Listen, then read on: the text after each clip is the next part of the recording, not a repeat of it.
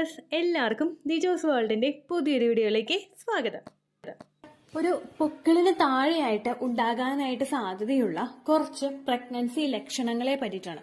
ഇതേ പ്രഗ്നൻസി ലക്ഷണങ്ങൾ തന്നെ ഒട്ടുമിക്ക സ്ത്രീകൾക്കും പീരിയഡ്സ് ആകുന്ന സമയത്തും ഉണ്ടാകും. അപ്പോൾ ഈ പ്രഗ്നൻസി ലക്ഷണങ്ങളെ പീരിയഡ്സിന്റെ ആണോ പ്രഗ്നൻസിയുടേതാണോ എന്ന് എങ്ങനെ ഡിഫറൻഷിയേറ്റ് ചെയ്യാമെന്നും ഇന്നത്തെ വീഡിയോയിൽ ഞാൻ സംസാരിക്കുന്നുണ്ട് കേട്ടോ. അപ്പൊ നമുക്ക് വീഡിയോ സ്റ്റാർട്ട് ചെയ്യാം. പീരിയഡ്സിന്റെയും പ്രഗ്നൻസിയുടെയും ആയിട്ട് നമുക്ക് അടിവയറിന് നമ്മുടെ പൊക്കിളിന് താഴെ ഉണ്ടാകുന്ന പ്രധാനപ്പെട്ട പ്രഗ്നൻസി ലക്ഷണങ്ങളിൽ ഒന്നാണ് അടിവയറ് വേദന. നമ്മളുടെ പൊക്കിളിന് താഴെയുള്ള ഒരു ഭാഗത്തായിരിക്കും നമുക്ക് ഈ ഒരു വേദന സ്റ്റാർട്ട് ചെയ്യുന്നത്. ഈ ഒരു വേദന നമുക്ക് തുടങ്ങി കഴിഞ്ഞു കഴിഞ്ഞാൽ ചിലപ്പോൾ നമുക്ക് ഇംപ്ലാന്റേഷൻ നടക്കുന്ന സമയമോ അതിനുശേഷമുള്ള സമയങ്ങളിലോ ആയിരിക്കും ഇത്തരത്തിലുള്ള അടിവയർ വേദന ഉണ്ടാവുന്നത്.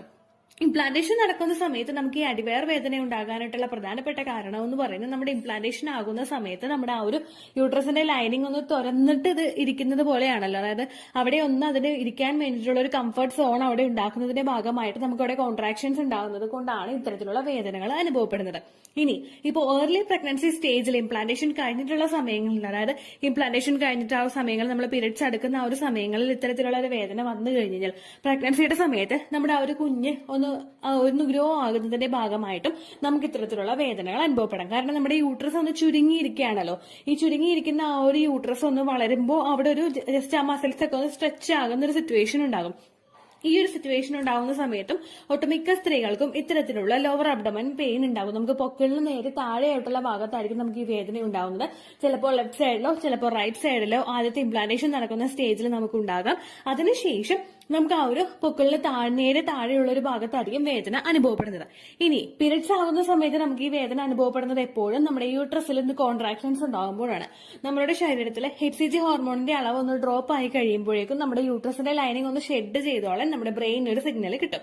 ഈ ഒരു സിഗ്നൽ കിട്ടുന്നതിന്റെ ഭാഗമായിട്ട് നമ്മുടെ യൂട്രസിന്റെ ലൈനിങ് ഒന്ന് ഷെഡ് ആവാനായിട്ട്, അത് യൂട്രസിന്റെ ലൈനിങ് അങ്ങോട്ട് പോകാനായിട്ട് തുടങ്ങും. ആ പോകാനായിട്ട് തുടങ്ങുന്നതിന്റെ ഭാഗമായിട്ട് നമ്മുടെ യൂട്രസിന്റെ ലൈനിങ് ഒന്ന് ഷെഡ് ആവുന്നതിന്റെ ഭാഗമായിട്ടായിരിക്കും നമുക്ക് എപ്പോഴും ഇത്തരത്തിലുള്ള ഒരു കോൺട്രാക്ഷൻസും പെയിനും ഒക്കെ അനുഭവപ്പെടുന്നത്.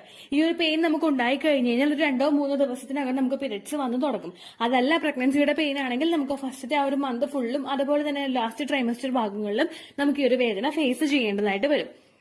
രണ്ടാമതെന്ന് പറയുന്നത് നമ്മുടെ തുടയുടെ ഭാഗത്ത് വേദന അനുഭവപ്പെടുന്നതാണ്. തുടയുടെ ഭാഗം എന്ന് പറയുമ്പോഴേക്കും നമ്മുടെ ആ ഒരു ഇടുപ്പ് കഴിഞ്ഞിട്ട് താഴെയുള്ള ഒരു ഭാഗത്ത് കാലിൽ ആ തുടയുടെ ഭാഗത്തിന്റെ ആ ഒരു ഏരിയ ഒക്കെ നമുക്ക് നല്ലതുപോലെ വേദന ഒന്ന് അനുഭവപ്പെടും. കാരണം എന്താണെന്ന് പറയുന്നത് നമ്മുടെ ഇംപ്ലാന്റേഷൻ നടക്കുന്ന സമയത്ത് നമ്മുടെ ഒരു യൂട്രസ് ഒന്ന് സ്ട്രെച്ച് ആവാനായിട്ട് തുടങ്ങുന്ന ഒരു സമയത്ത്, കാരണം ഫസ്റ്റ് പ്രഗ്നൻസിയിലുള്ളവർക്കായിരിക്കും ഏറ്റവും കൂടുതൽ ഈ ഒരു ലക്ഷണങ്ങൾ കണ്ടുവരുന്നത്.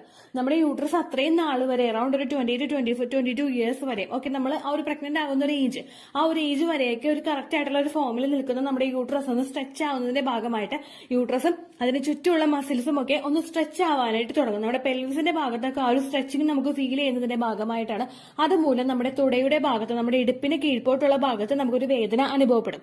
ഒട്ടുമിക്ക സ്ത്രീകൾക്കും പീരിയഡ്സ് ആകുന്ന സമയത്തും ഈ ഒരു വേദന അനുഭവപ്പെടാറുണ്ട്. ആ ഒരു ഭാഗം കൊണ്ട് വിട്ടു പോകുന്നത് പോലുള്ള ഒരു വേദനയായിരിക്കും നമുക്ക് ഫീൽ ചെയ്യുന്നത്.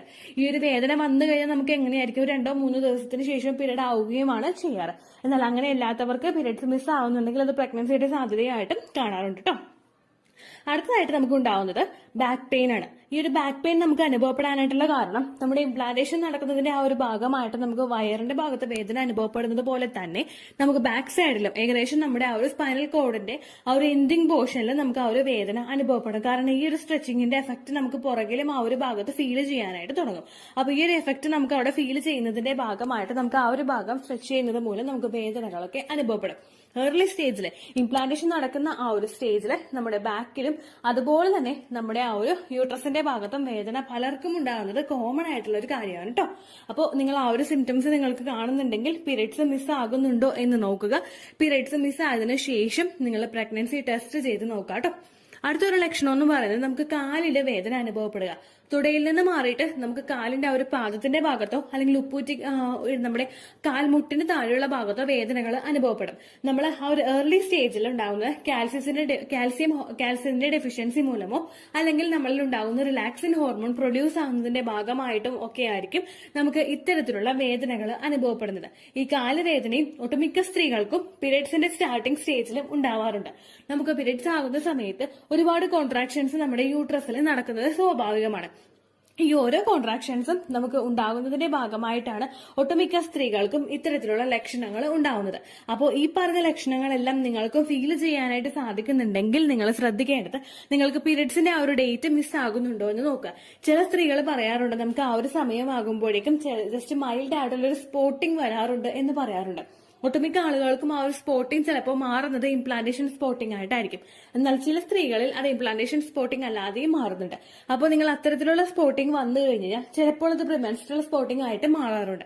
പ്രിമെൻസ്ട്രൽ സ്പോട്ടിങ് ആണ് നമുക്ക് ഉണ്ടായതെങ്കിൽ, അതായത് പീരിയഡ്സ് ആകാൻ പോകുന്നതിന് മുൻപുള്ള ചെറുതായിട്ടുള്ള സ്പോട്ടിങ് ആണ് നിങ്ങൾക്ക് ഉണ്ടായിട്ടുള്ളതെങ്കിൽ ആ ഒരു സ്പോട്ടിങ് കഴിഞ്ഞിട്ട് ഒരു 5 ദിവസത്തിനകം നമുക്ക് എന്തായാലും ബ്ലീഡിങ് സ്റ്റാർട്ട് ചെയ്യും. നമ്മൾ വേറെ പ്രശ്നങ്ങളൊന്നുമില്ല, പ്രീവിയസ് മന്തിൽ നമുക്ക് ഇങ്ങനെയുള്ള ബ്ലീഡിംഗ് ഒക്കെ ആവശ്യത്തിനുണ്ടായിരുന്നു, ലോ ബ്ലീഡിംഗ് അല്ല, ലോ മെൻസ്ട്രൽ ബ്ലീഡിംഗ് അല്ല നമുക്ക് ഉണ്ടായതെങ്കിൽ നമുക്ക് ഈ ഒരു തവണയും അത് എക്സ്പെക്ട് ചെയ്യാനായിട്ട് സാധിക്കും, ആ ഒരു പീരിയഡ്സ് എക്സ്പെക്ട് ചെയ്യാനായിട്ട് സാധിക്കും. എന്നാൽ പെട്ടെന്ന് തന്നെ നമുക്ക് ഈ കഴിഞ്ഞ മാസം കറക്റ്റ് ആയിട്ട് ബ്ലീഡിംഗ് ഉണ്ടായിട്ടും ഈ മാസം ജസ്റ്റ് ഒരു സ്പോട്ടിങ്ങേ വരുന്നുള്ളൂ, അല്ലെങ്കിൽ 5 ദിവസം കഴിഞ്ഞിട്ട് നമുക്ക് പീരിയഡ്സ് സ്റ്റാർട്ട് ചെയ്യുന്നില്ലെങ്കിൽ ചിലപ്പോൾ അത് ഇംപ്ലാന്റേഷൻ നടന്നതിന്റെ ഭാഗമായിട്ടോ ഇനി ഇൻ കേസ് പ്രഗ്നൻസി ആയിട്ട് നമുക്ക് പ്രൊജസ്ട്രോണിന്റെ ഡെഫിഷ്യൻസീസ് മൂലം മൈൽഡ് ആയിട്ടുള്ള സ്പോട്ടിംഗ് ഉണ്ടാകുന്നതോ ആകാനായിട്ട് സാധ്യതയുണ്ട്. അപ്പോൾ നിങ്ങൾക്ക് ഇത്തരത്തിലുള്ള ലക്ഷണങ്ങളൊക്കെ വന്നതിന് ശേഷം മൈൽഡ് ആയിട്ടുള്ള ഒരു സ്പോട്ടിംഗ് നിങ്ങൾക്ക് അനുഭവപ്പെടുന്നുണ്ടെങ്കിൽ ആ ഒരു സ്പോട്ടിംഗ് കഴിഞ്ഞിട്ട് ഒരു 5 ദിവസം നിങ്ങൾ വെയിറ്റ് ചെയ്യുക. 5 ദിവസത്തിനകത്തും നിങ്ങൾക്ക് ബ്ലീഡിംഗ് സ്റ്റാർട്ട് ആയിട്ടില്ല എങ്കിൽ, അതായത് പീരിയഡ്സിനുണ്ടാകുന്ന ഫ്ലോ പോലെ നിങ്ങൾക്ക് ബ്ലീഡിംഗ് കാണപ്പെടാനായിട്ട് സാധിച്ചിട്ടില്ല എങ്കിൽ പിന്നെ നിങ്ങൾ ചെയ്യേണ്ടത് നമ്മുടെ പ്രഗ്നൻസി ടെസ്റ്റ് ചെയ്ത് നോക്കുക എന്നുള്ളതാണ്. വളരെയധികം ഏർലി സ്റ്റേജ് ആയതുകൊണ്ട് തന്നെ നമുക്ക് വളരെ എളുപ്പത്തിൽ പ്രഗ്നൻസി ടെസ്റ്റ് ചെയ്ത് നോക്കാനായിട്ട് സാധിക്കില്ല. കാരണം രാവിലേക്ക് ശേഷമുള്ള ആ ഒരു യൂറിനിലൊക്കെ നമുക്ക് ചിലപ്പോൾ ഒരു HCG ഹോർമോണിന്റെ കണ്ടന്റ് കിട്ടാനായിട്ട് ഒരുപാട് സാധ്യത കുറവാണ്. സാധാരണ രാവിലെ ആകുന്ന സമയത്ത്, നമ്മൾ രാവിലെ ഉറങ്ങി എഴുന്നേക്കുന്ന സമയത്ത് പ്രഗ്നൻസി ഹോർമോണുകളെല്ലാം അതിന്റെ പീക്കിൽ നിൽക്കുന്ന ഒരു സമയമാണ്.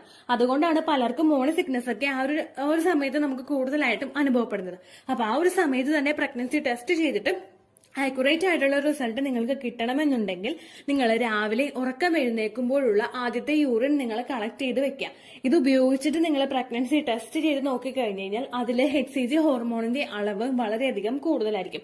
ആ യൂറിൻ വെച്ചിട്ടുള്ള നമ്മൾ സാമ്പിൾ കളക്ട് ചെയ്തിട്ട് വേണം നമ്മൾ പ്രഗ്നൻസി ടെസ്റ്റ് ചെയ്ത് നോക്കാനായിട്ട്. അതല്ലാതെ നമ്മൾ രാവിലെ വെള്ളമൊക്കെ കുടിച്ചതിന് ശേഷമുള്ള സാമ്പിൾ വെച്ചിട്ട് നമ്മൾ നോക്കിക്കഴിഞ്ഞു കഴിഞ്ഞാൽ ഈ ലക്ഷണങ്ങൾ ഉണ്ടെങ്കിലും വളരെ ഏർലി സ്റ്റേജിലാണെങ്കിൽ നിങ്ങൾക്ക് പ്രഗ്നൻസി ഡിറ്റക്ട് ചെയ്യാനായിട്ട് സാധിക്കില്ല. ഇനി നിങ്ങൾ രാവിലെയാണ് പ്രഗ്നൻസി ടെസ്റ്റ് ചെയ്യാനായിട്ട് നോക്കുന്നതെങ്കിൽ ഒരു 4 മണിക്കൂറോളം വെള്ളം കുടിക്കാതെ ഇരുന്നിട്ടോ അല്ലെങ്കിൽ മറ്റുള്ള ലിക്വിഡ്സ് ഒക്കെ കഴിക്കാതെ ഇരുന്നിട്ടോ നിങ്ങൾ പ്രഗ്നൻസി ടെസ്റ്റ് ചെയ്ത് നോക്കുക. ഇത്രയേ ഉള്ളൂ വീഡിയോ. യൂസ്ഫുൾ ആയി കാണുമെന്ന് വിശ്വസിക്കുന്നു. യൂസ്ഫുൾ ആവുന്നുണ്ടെങ്കിൽ ലൈക്ക് ചെയ്യുക, ഫ്രണ്ട്സിനൊക്കെ ഷെയർ ചെയ്ത് കൊടുക്കുക കേട്ടോ. എന്തെങ്കിലും സംശയം ഉണ്ടെങ്കിൽ നിങ്ങൾ കമന്റ്സിൽ ചോദിക്കുക.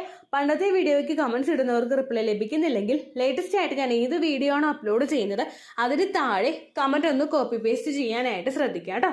അതുപോലെ ഓവുലേഷൻ ഡേറ്റ് കാൽക്കുലേറ്റ് ചെയ്ത് തരാനായിട്ട് റിക്വസ്റ്റ് ചെയ്യുന്ന ആളുകൾ എത്രയാണോ സൈക്കിൾ ലെങ്ത് അത് മെൻഷൻ ചെയ്യാനായിട്ട് ശ്രദ്ധിക്കുക.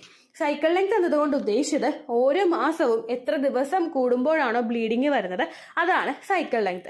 കഴിഞ്ഞ മാസം ഒരു 8-ാം തീയതിയാണ് ബ്ലീഡിങ് ആയതെങ്കിൽ ഈ മാസം 6-ാം തീയതിയാണ് ബ്ലീഡിങ് ആയതെങ്കിൽ കഴിഞ്ഞ മാസം 8-ാം തീയതി മുതൽ ഈ മാസം 6-ാം തീയതി വരെ എത്ര ദിവസമുണ്ടോ അത് കാലണ്ടറിൽ എണ്ണി തിട്ടപ്പെടുന്നതാണ് നിങ്ങളുടെ സൈക്കിൾ ലെങ്ത്. സൈക്കിൾ ലെങ്ത് നമ്മൾ കൃത്യമായിട്ട് കാൽക്കുലേറ്റ് ചെയ്യുകയാണെങ്കിൽ ഓവുലേഷൻ ഡേറ്റ് എളുപ്പത്തിൽ കണ്ടുപിടിക്കാൻ വേണ്ടിയിട്ട് ഒരുപാട് ആപ്ലിക്കേഷൻസും ഒരുപാട് ഓൺലൈൻ ആയിട്ടുള്ള വെബ്സൈറ്റുകളും ഇന്ന് നമുക്ക് അവൈലബിൾ ആണ്.